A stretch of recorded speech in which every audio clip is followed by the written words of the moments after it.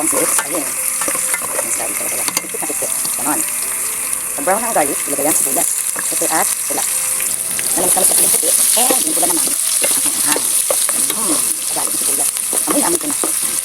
O, natin ang maliliit na gayat ng piritong longganisa para masarap. Ha? Ito sa kawali. Yeah. Kasi very tasty and delicious. Diba? Para masarap ang ating bagong. Ulit natin na yung nulupong longganisa. Kaya, madali na siyang maluto.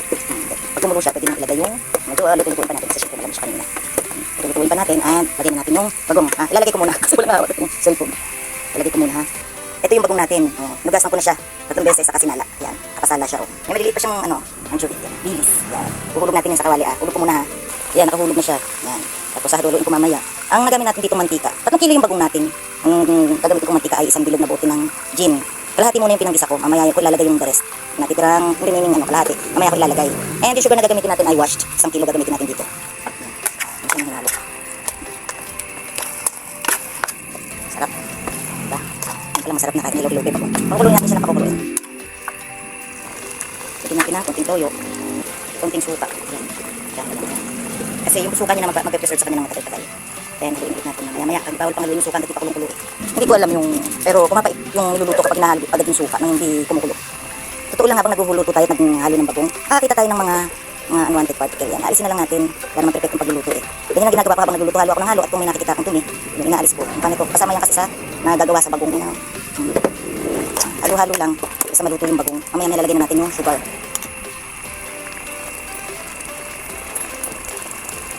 Yung last time na niluto ko, inihiwalay ko yung sili. And since nire-request naman na iba, isama ko na lang. Yan, sinama ko na siya talaga. Pero nilakihan ko na lang yung pag maliit yung sili, may siling labuyo, inati ko lang sa 2. Kapag mahaba yung siling labuyo, inati ko sa 3. Para hindi durog, nangangalit ang hindi nakikita. Okay, yan. Pati na natin yung wash sugar. After niya nihinaan natin yung apoy. Ito na yung bagong. Kaya papalit na lang natin kasama yung sugar. Papalit natin ang stick. Hinaan natin yung apoy ha. Paligid pa yung sukal niya. Paligid ko lang na to. Hindi hinaan ko lang yung apoy. Kasi madali masunog kapag may sukal na. Didikit yung ilalim. Kalit. Ganito ganyan. Yan ang natin at saka yung panito. Lagyan na rin natin yung the rest ng mantika kanina sinasabi ko. So hindi nabilog yung ginamit natin. Yan. Yan yung the rest.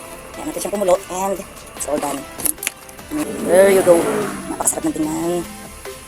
Since 1 kilo yung ilagay natin na asukal, naging watery yung bagong. And sabagay pag inawat naman natin yan, mamaya mag-evaporate. Sisingaw ng konti and mababawasan naman yung water niya. Mamaya gagarapon ko na ito pag lumamig. Gusto nyo ba makita yung sugar ng bagong while it's boiling? Yan.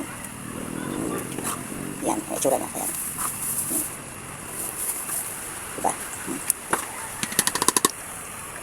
Ayan na ulit. Napakaanghang na. Magugustuhan ito ng mga spicy lovers. Mamaya babalot ko na yun, ilalagay ko na sa garapon. And then, available na siya sa store ko, kinabukasan din. Kaya mamayang gabi na mismo. Yun naman, sa ating gabi tayo nagtitinda. Okay? Thank you! Please heart, comment, and share. Love ya. At Divina Mendez.